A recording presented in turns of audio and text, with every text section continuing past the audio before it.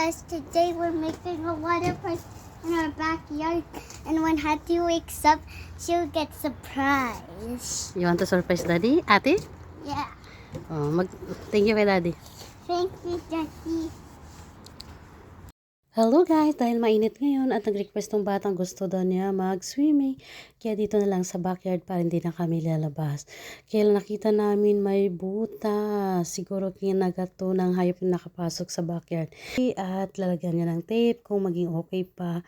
Kasi nga gusto mag-swimming ng bata.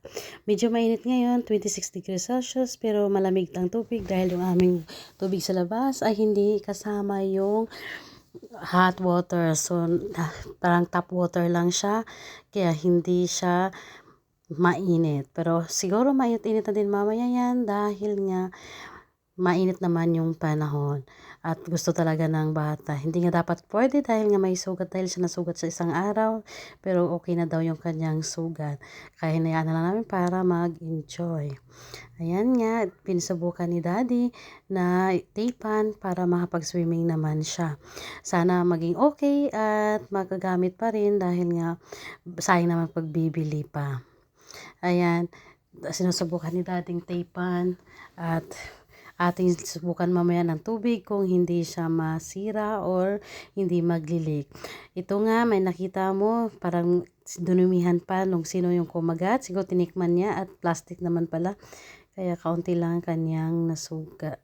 Hinuhugasan ni Daddy ng maiki dahil nga may sugat din si Kendrick at maiwasan natin magkaroon ng bakterya yung kanyang sugat dahil nga may nagpupo dito sa kanyang mini pool. Ayan nga, ready na siya at nagbihis na sa kanyang swimwear at gusto na daw talaga niya mag-swimming. Nag-aaya siya, nasamahan siya, pero ayaw nga namin dahil nga since na hindi ako pwede dahil mayroon tayo at si Daddy naman ay pagod pagaling sa work. Kaya linilis lang ni Daddy ng maayos para talagang matanggal yung bakterya kasi natin alam kung sino talaga ang nakakagat o sino kumagat dito na hayop. At may parang may dumi pa. Hindi ko alam kung kanyang dumi or kanyang madumi lang yung katawan ng hayop. Kaya siguraduhin natin malinis para safe naman kasi mahirap na.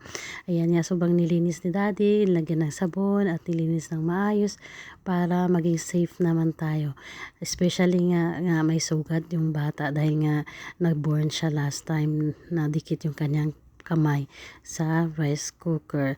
At yun nga, ito na, ready na at tinugasan mo yung paa ni Kendrick para hindi naman magdumi yung kanyang pool at ready na siya para mag-enjoy. Nagyayaya nga siya pero nga hindi nga ako pwede kasi alam mo na, girls thing, and Daddy naman ay pagod na din sa work at si ate ay tulog pa.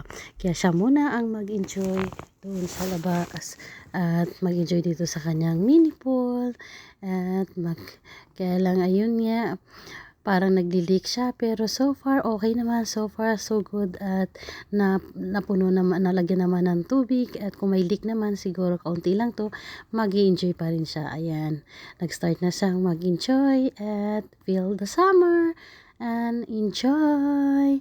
God bless and thank you for watching. Ayan, gusto niya nang may kalaro pero nga si ate ay tulog pa.